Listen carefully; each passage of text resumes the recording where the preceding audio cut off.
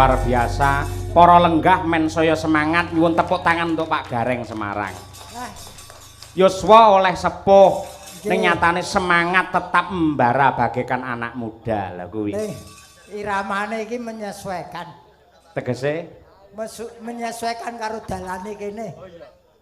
Tegese piye kuwi? Dalane kene lak munggah mudhun. Dadi ya kendo kenceng ngene iki mau. Mudhun kenceng, munggah kendo. Oh iya. Aduh. Nggih. Pun nate Pak Gareng rawuh wonten ing laladan Giriwanda mriki. Walah mbok sumpah lagi pisan iki aku. Nggih. Sumpah. Ing atase wit 81 pupuran putih. Sowan rene kok lagi sepisan iki ya. Nggih. Niku lek merga mboten sih katresnanipun Pak Sutikna Mokal jenengan saged silaturahim wonten ing Giriwanda mriki. Khususe di wektu-wektu iki matur nuwun Pak Tikna. Wah wis disangoni nggih sangu poso niki, Pak. Waduh, nggih. Lah sesuk lak ya sik tanggapan to. Apa poso ya prei sesasi kok. Nggih. Poso kuwi kanggo ngibadah, Mas. Leres. Wektune nggo ngibadah. Ya sok golek duit ning ya ibadah aja nganti keri. Bener. Ah yen sesuk ki prei sasi lah wingi. Laris. Ya prei. Lah akeh apa kuwi jenenge kampanye mosok ya ora tanggapan. Weh wedi aku. Lah napa? Tanggapan kampanye wedi. Sebabe Wedi terus terang aku wedi aku tak terima menikmati pesta demokrasi ning ora usah terjun ana ing politik praktis. Betul. Wes terima menikmati pestane wae. Nggih. Nyatanipun nggih sampun rampung wilujeng niskala, sing wingi padha padu saiki bali dadi rukun, sing wingi jegal-jegalan saiki menjaga persatuan tanpa beda kados warga masyarakat Jumantara Giriwanda mriki. Oh ya kula percaya Tlatah Kabupaten Paving niki pancen piyayine Kabupaten Karanganyar Pak Gareng. Karang ki watu anyar wis ngarani watu sing anyar ki Paving. Oh iya. Ora tau bangun marai. Oh iya. Nggih. Kene iki kondang bersatune kondang rukune. Nggih, leres. Loh, bayangno to. Wong duwe gawe persasat rong dina rong bengi ning tamune ya wis wah sakmene akehe. Iki tegese ngekokake kene iki rukun bersatu, Mas. Pancen kabeh iki gumantung tandurane kok Pak Gareng. Gandeng Pak Tikna kuwi nandur sesrawungan kuwi luar biasa. Mula raneh ramokal bareng kagungan kersa sing nyengkuyung ya ora sithik kaya bengi iki. Nek Pak Sutikna wis pirsa. Apa? Ana kata-kata kalimat sing becik, Mas. Napa niku? Tidak setiap tanaman kebaikan akan memunculkan buah kebaikan. Itu tidak mesti.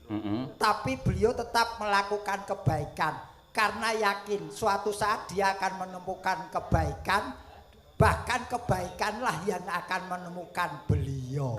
Wah, iki kata mutiara Pak Gareng luar biasa. Iki angel iki nek kulino buka TikTok ora entuk kalimat ini. Aduh. TikTok malah nggih. Lho langkene derek syukur iki ngiras-ngirus tembunge Jawa. Ya mantu, ya ngundung mantu, ya syukuran. Leres. Siapapun yang diterima harus disyukuri. Nggih. Iki ya kejaba nyukuri beliau nanjake nggone nabung pirang-pirang tahun jualan bakso ning Tlatah Tangerang. Leres. Mengenai bakso jane bakso kuwi apa to? Nah iki. Kabeh ngerti lek kuwi dumadi saka daging sapi terus diolah dadi bunder-bunder ngono kuwi. Kowe tegese mung isomu mangan tok ning ora mendalami bakso. Waduh. Yen mungguhe Pak Gareng bakso niku pripun? B iki bentuknya bulat. Ning saiki sono apa ki inovasi bakso gepeng, bakso kotak ana ning yen originalnya bakso ki B ki bentuknya bulat. Asalnya dari daging sapi. Ning saiki ya wis inovasi ana sing saka ayam, ana sing dog, macem-macem. Pati, sapa bakso asal kok pati ngono. Nggih. Kuah sebagai penyegarnya. Nggih. Dadi bakso kuwi mangane karo kuah ben seger. Leres, men ora sereten. Es kuwi saos sambel sebagai variasinya. Kuwi ora kudu sing doyan wae sing nganggo, mula diarani variasi. Terakhir orang tua sampai anak-anak menyukai bakso.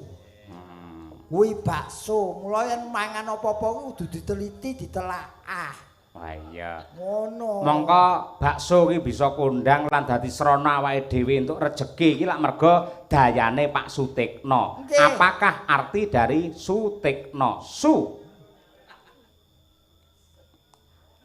Iki jeneng wong iki. Lah iya ngono kuwi. Heeh.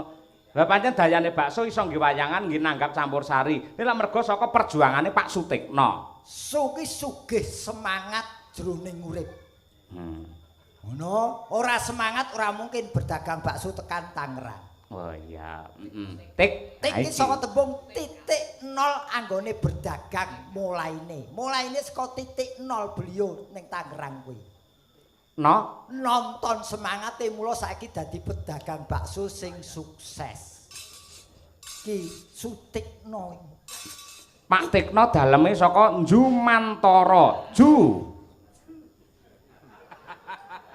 Mau sing ngejak oncek-oncek sampean miwiti kok bakso B mau. Aku lak gur nutukne sampean teruske to ki mau. Iki ngentok iki mikir ngene iki ngentekke rokok sapak lho Mas ngene iki. Ini nganti rambut ijoli awas kowe. Beres neng kene wis pokoke sak bedhae. Juki jumbuh karo kersane Pak Sutikna sekeluarga bengi iki syukuran. Manten kaloron wis dadi siji nyawiji. Tontonane wayang kulit dalange Ki Cahya Kuncara. Cahya Kuntadi. Ah, Kuntadi. Kuncara iki ana Dik ya. Ngawut. Padake brimob malan aku. Saya tontonane wayang kulit dalange Ki Cahya Kuntadi. Terakhir Rada gayeng rada regeng mergo ana garenge saka Semarang. Waduh. Kaya meksa katut lho jenengan. Tak jagake nggo sangu sahur kok. Waduh. Tenan kok wong iki. Ya wong pancen sok iki isine mung sahur, buka poso. Ketua takmir kok le. Waduh. Leren dadi ketua RT takmir masjid. Nih ya kuwi malah sampeyan golek srana ngibadah sing apik dadi takmir masjid kuwi. Lah ya kuwi mau Mas tak tutuke bahwa menanam kebaikan tidak selamanya berbuah kebaikan. Lah makanya aku menanamnya saiki ya delok-delok. Menanamnya cari tanah yang subur biar nanti tumbuhnya buah kebaikan. Wah iya. Aja nanam kok ning tanah tandus kok ya kebosokan sing muntul. Makane ya aku lak menungso ora tegese ora sampurna ya tetep entuk milih-milih. Betul. Sangu sok ben kok Mas. Ngono. Niki tak dongakne jenengan tetep panjang umur iso menghibur warga masyarakat. Amin. Pokoke bakune kula niku jane gampil Mas, wong urip ki sing digoleki kejaba dhuwit ya kesenengane ati. Pesene anakku kuwi gur siji Mas. Napa niku? Pak, yen sampean kepengin sehat, siji paitane modale. Ati kudu terus happy. Tegese kudu terus seneng. Wis sugih dhuwit yen atine susah ya lara. Leres. Mula sing penting saiki diseneng-senengke atine. Sampeyan dadi ndagel nganti tekan kene iki ya golek senenge ati. Ya ora. Tek mencla-mencl aku iki ngetutne omongane jenengan lho. Kowe omonganmu turut pinggir jurang kowe. Lah kuwi jare ngendikane jenengan wau lumantar putrane sing penting ati seneng lah ya kuwi. Aku lak manusia. Manusia kuwi ana salah luput ora sempurna. Wong ora sempurna ning kene iki kejaba golek senenge ati ya golek duit. Waduh, cobloko. Lho ya ora ngono kok yen aku ora omong ngono dikira aku jadi orang munafik. Nah, lho ya wong jenenge wong jare yen ora obah ora upah ngono kae. ya ora mamah. Ora mamah. Lah iki manteni yamin iki sik melek apa ora iki? Nah, sisan Mas Bayu Anggara karo Mbak Yayu Septiana Bayu Anggoro Ba Bagus Pasuryani. Yuswane isih muda. Anggota keluargane Pak Sutikno. Kaya cuma Pak Men lho. Weh, piye to aku iki spontan lho iki. Heeh. Apa? Go ki kan sapa go to, angel wis mau. Ya. Go ki golo gili atine karo Mbak Yayu membangun rumah tangga. Rasane wis nyawiji mula muga-muga dadi keluarga sakinah mawaddah warahmah. Amin ya rabbal alamin. Mbak Yayu Septiana, ya. Kuwi nganti saiki aku ora iso nerjemahke ya kuwi. Ora mungkin jenengan iki dagelan cerdas kok. Aja meneh kok jenenge bojone Mas Bayu. Jenenge bojoku dhewe kan saiki ora iso tak terjemah. Bojoku jenenge yo Yayu. Jare garwamu Sri Rahayu padha karo garwane Pak Tekno. Iki tak tatik gathuk. Iki lagi nemu mau esuk. Yayu. Kuwi wong wedok tipene sing manutan. Tegese setia lan manut marang garwa. Iki kebukten bojoku ya ngono. Mula jenenge Yayu. Dijak apa-apa ya. Terus ya, ayo Nduk, yuk. Mula kuwi tipene wong wedok sing manut. Mula jenenge Yayu. Ya dan yo. Ayo Nduk mulih. Yuk. Ayo. Ayo Nduk mlebu kamar. Yuk. Oh iya, Yayu.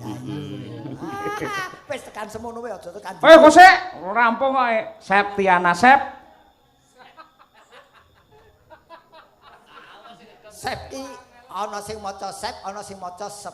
Boleh Sep. Sep ki sepi ing pamrih anggone omah-omah karo Mas Bayu. Titi mangsa iki wis sah resmi dadi garwane Mas Bayu. Asah asih asuh. Kuwi tenan kok. Iya.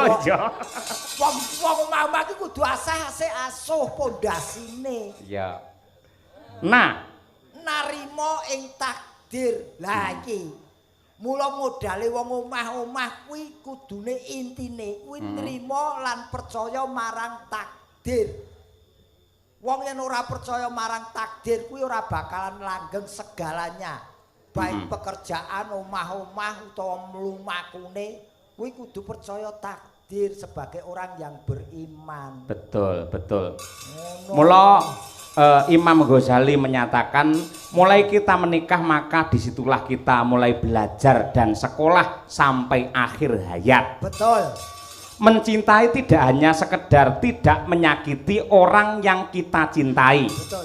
Tapi kesiapan kita untuk sabar dan menerima rasa sakit yang diberikan oleh orang yang kita cintai. Betul.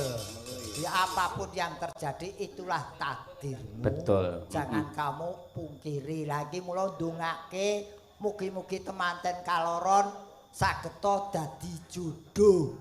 Ampun namung bojo niku ampun dadi jodohnipun.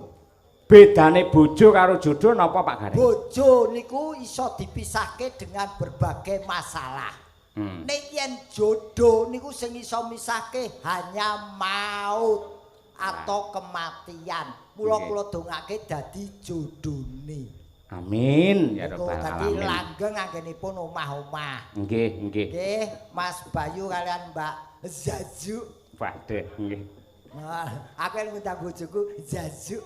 Iya. Yayu SE. Ayo. Tenan agar tak undang. Ya yuk, ada terus mriko yuk. Iya. Mila ingkang sepisanan kula badhe ngaturaken lelagon khusus dumateng mempelai berdua. Tak kira lelagon kusum maneh ngati. Waduh, ngawur. Khusus lelagon kangge temanten. Napa Mas? Men jenengan enek kancane ya Nduk Nimas Ayu Winong Nawangsih, larase pelok. Wah, iki sindane XXX. Kok iso padake kepethuk aku melu dalang XXX. Ayo nggih. Cublak suweng ngurmati Winong Nawangsih. Oke, yo.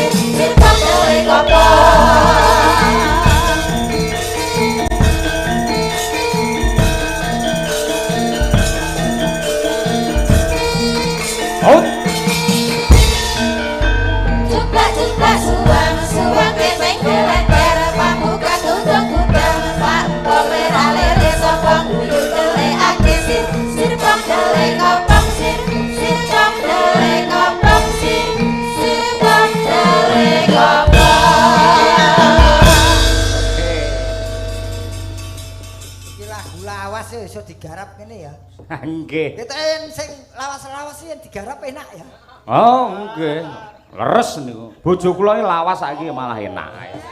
Mergo ya mbok garapi. Ah, nggih monggo mung tak modali tuku daster ning klewer saiki beda. Bojoku tak modali daster tuku ning TikTok. 100 entuk 3 dienggo kabeh. Dadi malah sumuk. Ha iya. Aduh, Nduk, Winang. Nggih. Wah, kukulan lho saiki. Wah. Lah mau wis dipulas ya sik tak tonong. Masih. Waduh. Sajake nandang asmara iki. Ndak apa-apa. Ini anu hormon. Apa? Hormon. Hormon. Nah, nggih. Aku ki hormon malah njuk kok. Njuk tak pitesi ngono lho. Iki ya ora apa-apa iki proses ya, Nduk. Segala umur itu pasti ada perubahan pada fisik manusia. Dinong sehat, Nduk, sayang. Alhamdulillah sehat. Nah, sing baku ki saiki modale wong kudu sehat. Nggih. Wis sehat itu penting segala-galanya. Nggih, terus. Wis di pacar apa urung? Sampun dereng, Pak. Lho sing lakone awakmu kok ya takon aku. Iki wong wedok sing ora iso duwe paugeran ngene iki angel iki, jak omah-omah angel iki. Mboten, kula kan tegese anu ngoten lho. Tegesan. Mboten. Kula nek ajeng jawab harus tanya Pak Ketua dulu. Lho ketuamu kok mbok jawab tanya piye? Lha kula angsal mboten menawi kula mangsuli dereng ngoten lho maksude. Oh, Niku dosa napa mboten ngoten lho. Lho dosa iki ben disandan dheweke.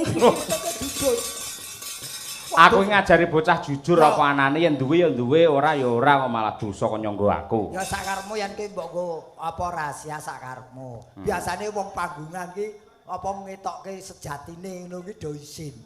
Yen aku blok. Ning ya kuwi hake si Winong, itu kan privasi. Nek bintang artis ki babar pisan ra ngetokke pasangane iki sapa, mongko jane duwe pacar, ra tau foto bareng diupload ora nate ngono kuwi. Mula wong sing kulino ngono biasane nikah sepasar bubar. Mulah ora gelem yen kowe ngomong kula pun di pacar mesti dipengestoni sing mirsani. Oh, ngoten. Heeh, wis di pacar burung. Sampun nek no. Oh ya wis. Bareng ngerti duwe pacar gareng rada mundur malian. Ora apa-apa. Ya sing baku sekolah sik dirampungke ya, Nduk. Nggih, siap. Pacaran tuh proses hidup sing baku sekolah engko nggo masa depanmu. Nggih. Perkara jodoh karo pacarmu ya disyukuri, ora ya itu proses hidup. Nggih. Kowe arep nembang apa? Napa? Napa, Pak? Bawa wae. Sida asik. Ayo. Pipi kok didempuli. Kan jerawat. Jangan diliatin dong. Sido sih. Sudah asih bawani. Wah, jan. Pak Tirto genderane. Tirto. Tak Malah kaya dokter ya, dokter Saiki Tirto. Pak Tirto tak parapi Tirto Samsu. Iya. Mau metu rokok Samsu terus di bekku. Ayo. Ayo. Nano, ya nang.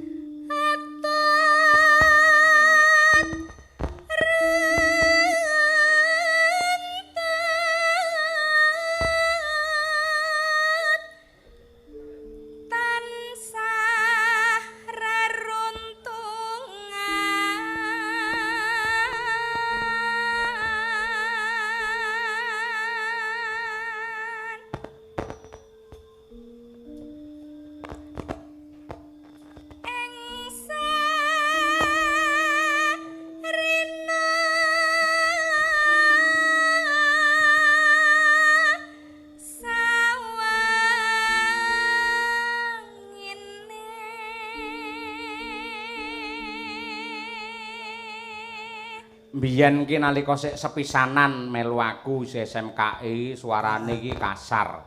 Tur karo Laras ki rung iso pleng ngono kuwi. Saiki kok iso apa mbok toto Mas saiki suarane kok iso pas ini. Mboten kula sing nata, ternyata panggung-panggung yang di apa dadi Srana Siwinong ki pentas niku akhirnya menjadi ajang Siwinong itu belajar. Jadi tegese jam pentas itu menentukan kualitas. Witing iso jalaran saka kulino. Nah, leres. Kulino pentas dadi si anyar iki, witing iso iki anyar iki. Witing iso. Iya. Apik. Datan apal. Datan kinggang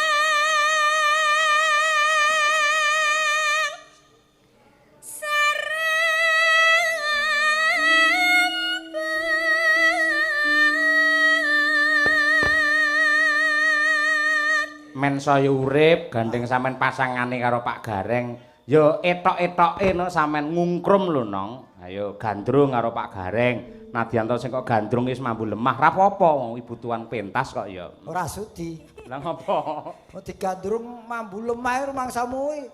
Profesional tegese Ya profesional ora mambu lemah kaya iwak gurame wae mambu lemah. Lah iya ayo nong digandrung Pak Gareng nong ayo ngono Nenai. Meke mati. Nya iki sing apik. Oh, iki gumantung perbuatane kok. Ayo. Ya nang.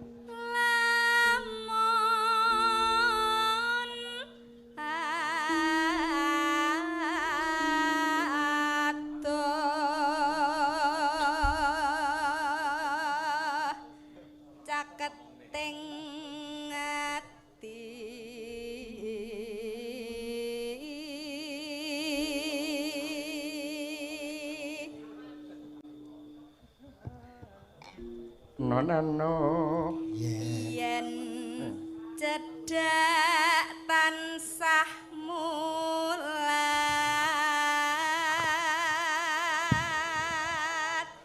Jack muni no Gareng iki tangane sing reget. Muni lho. Ora lho, oh lagi muni iki. Bareng muni kok kaget dhewe. Mau tak kene iki ra muni lho bareng anu kok ora kok malah muni. Sita asih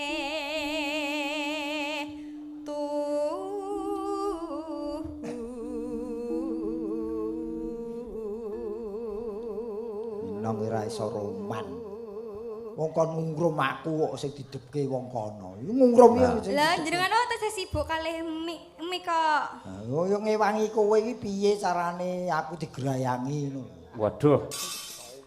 Ah iya. Pripun e? Lambene sapa komentare tuwek ngono.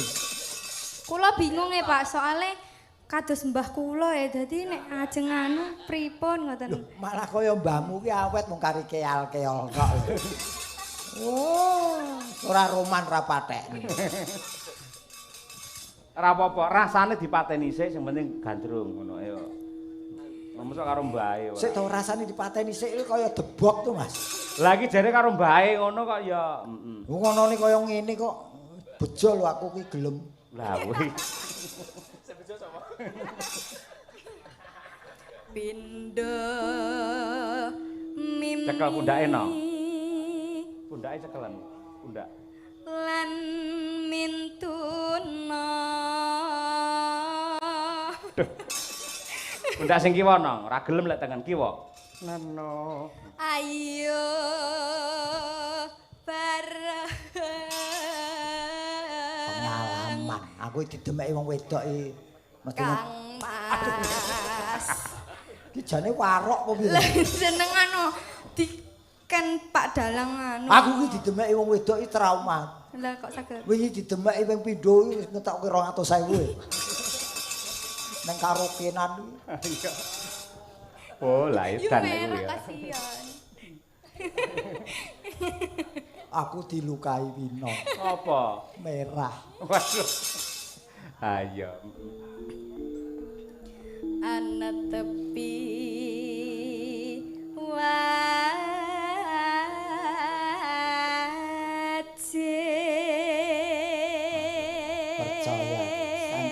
Sing ninting pas mesti sing nembang ya pas. Sing ninting pasangane Marwata lho.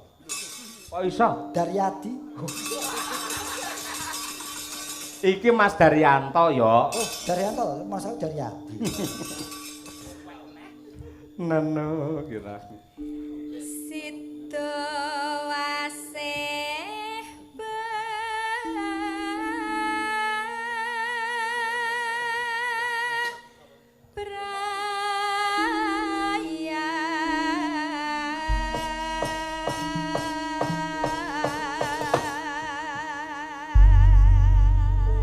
matur sembah nuwun. Nah, kalajengaken sing rada anget. Nah, iki ninggal katresnan. Panyuwun kula mugi-mugi mempelai berdua Mas Bayu menapa dene Mbak Yayu sampun ngantos ninggal dumateng sucining katresnan. Atur untut runtungan nganti kaken-kaken ninen-ninen. Nah, iki. Ya nang langgam dhisik wong ayu. Coba kaya apa? Buka apa? Buka kethuk. Buka kethuk. Buka tutuk. Oh, tutuk to. Heeh. Ya. Aku panggil.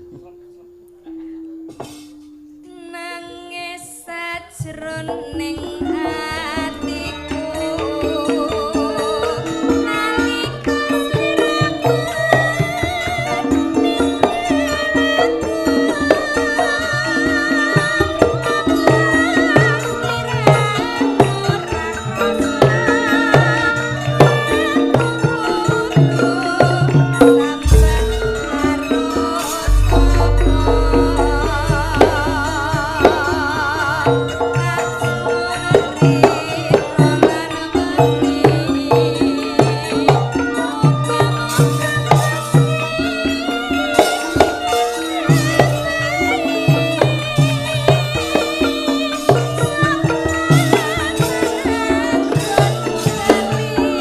Awas.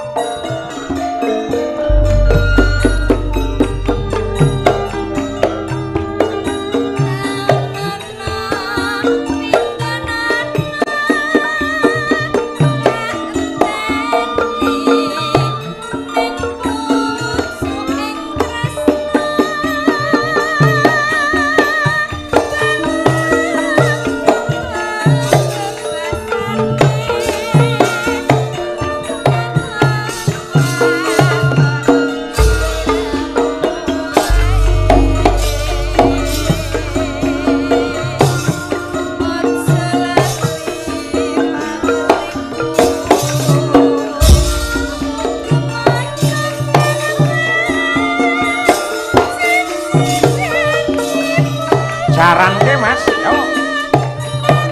Kur.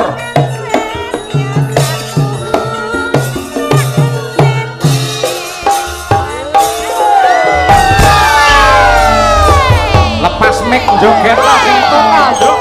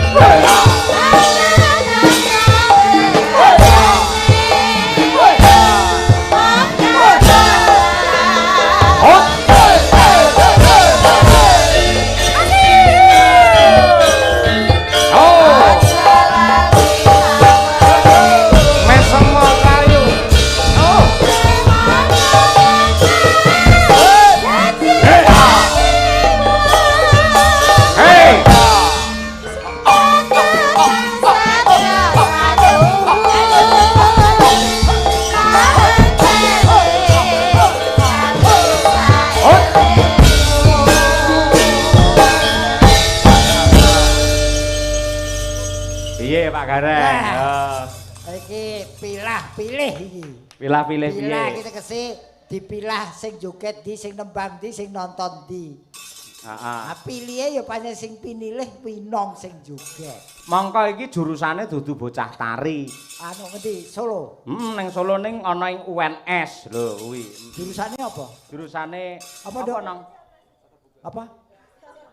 Basa Jawa. Oh, basa Jawa. Dadi iki Mongko lek omongan karo kancane gawe Indonesia terus. ya iki lho. Basa Jawa kok basane Indonesia iki lho. Lulu gua. Iya, ngono kuwi. Wah, jane ngene luwes. Iki bocah kowe cadi to, Nom? Oh, tulung agung mula ya iki apa jenenge jogete Srimpi iki luwes banget. Iso Srimpi lho pamadane bedayan. Joget apa? Iki jenenge senterewe jaranan ngono kuwi. Walah wong kacek sithik lho, Srimpi karo senterewe padha ese lho. Ayo. Ayo padha ese serampat ya oleh Nah, ngaku teh. senterewe iki pancen ciri khase weton kono. Heeh. Wis pokoke Jawa Timuran ki ora iso ninggal senterewe. Yen aku maca teng buku Sente Rewe, asline sing bener niku Sente Rawe. Sente karo Rawe padha-padha le gateli. Gateli mula ora iso mandeg iki. Iso meneng, ayo. Terus. Lan joget nganti kaya kelebon orong-orong deh. Ah, ya mergo gatel. Ayo ngono kuwi. Pancen Sente karo Rawe iki gawe gatel. Leres nggih. Ning iso diartikan juga siapa yang melihat tarian gatel kepengin melu joget. Leres. Dadi daya tarik, Mas. Nggih. Dasar sing ngendang ya sing ngendang apa sing joget ya si Kenong iki. Winong. Ah ya lak manut Kenonge to joget. Oh iya. Manut sing enong. Sesat ning ora ya. Sesat kemudian tak berguna. Iya. Ngono. Ayo. Ning- Arum Bali. Ya, coba kayak apa? Arum. Bir Gita Ayu dari kota Kediri. Iya, ya, coba kayak apa? Ya Bir jogetan nembang nggih jelimur Anda yang sedang berduka. Cekon Ayo. ndi omahe ndi? Omahe ngendi? Kota Tahu Kediri. Lho kok jenenge Birgita? Lah apa? Ya oleh ae to jeneng Bir Gita. Oh, cah saiki kok gaul. Cah saiki. Nggih. Birgita. Iya. You standing partai. Loh. Maksudnya ngadeg Malah resepsi madang ora. Bir, Iya. Dalam. come here. Ayo. Ya mah ngonteni sepote sik aku. Saya ketene bapak makareng. Nana, nene, nena. Kemeruh kowe iki setengah. Diabani jo angel. Harum Bali, yuk.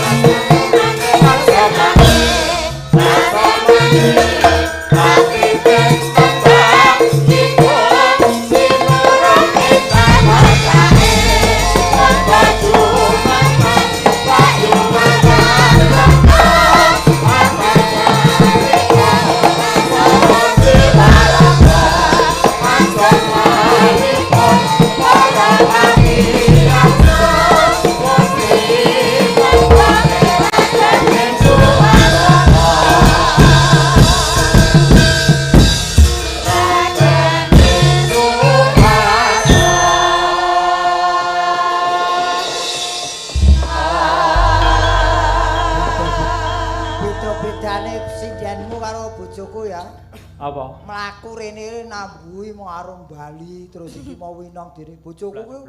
Nang pawon tak undang rene to. Wah iringane manci gelas. Wah aku ngamuk wae. Ayo kuwi mergo kowe sing kleru ora. Lah wong tekno ana perlu secepatnya. Bir. Dalam. Nggih, saderengipun ngaturaken sugeng dalu nggih Bapak Ibu warga masyarakat Jumantara nggih. Kalian ngaturaken sembah nuwun kagem Bapak Sucipto.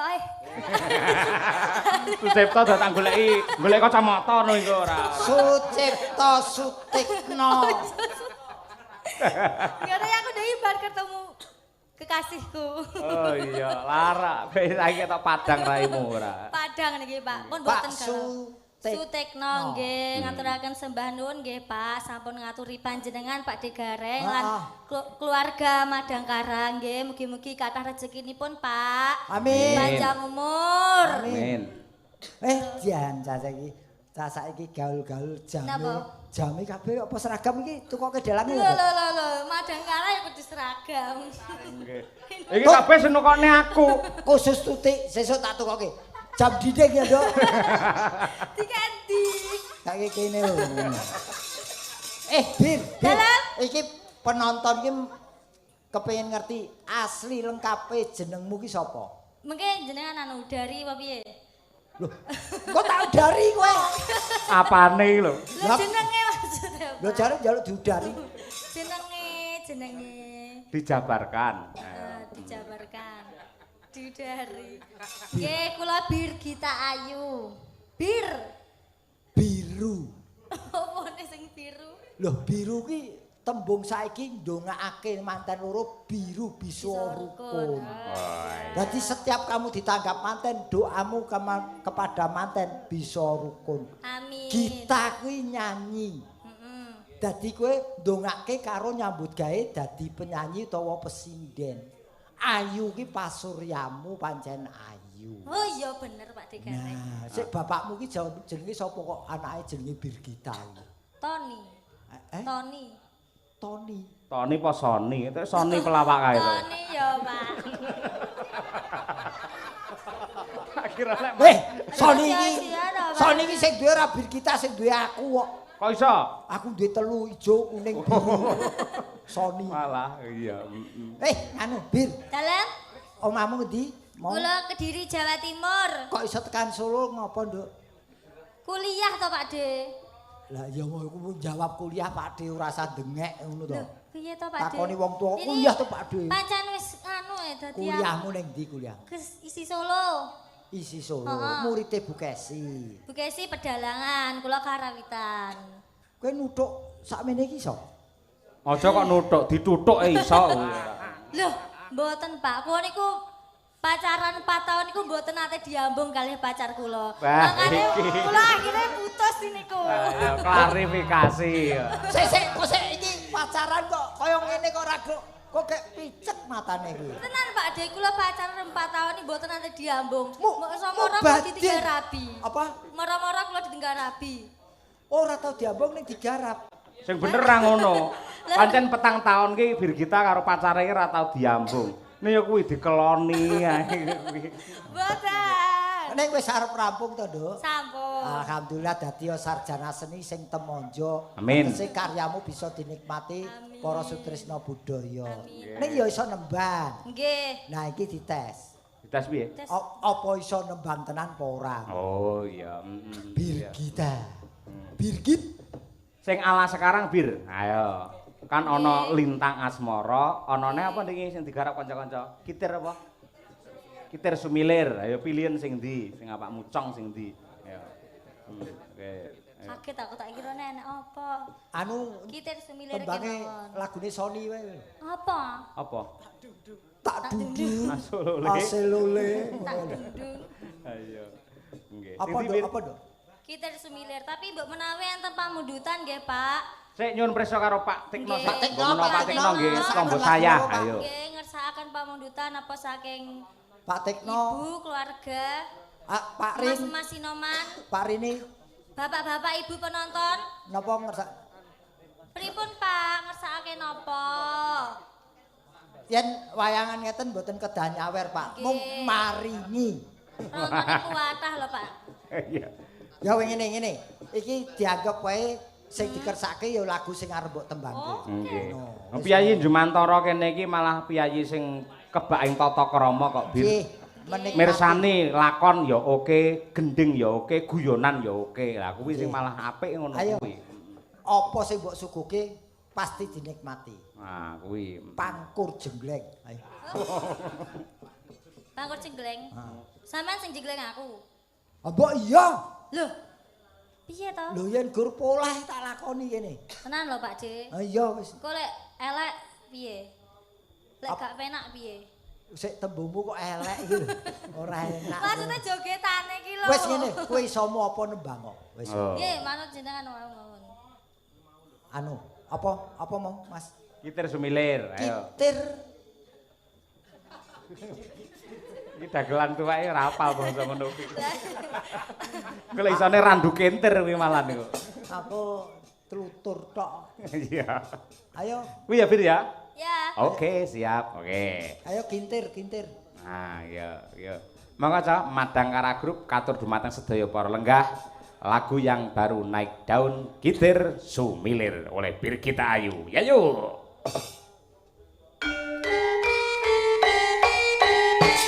Oh.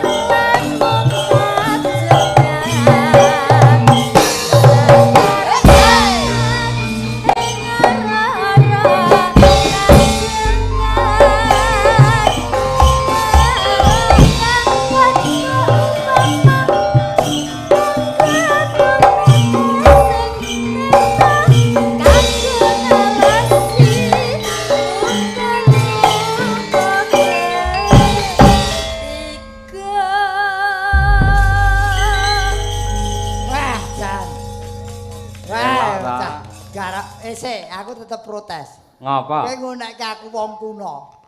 Iki mau wompak iki lagu lawas. Apa? Nane.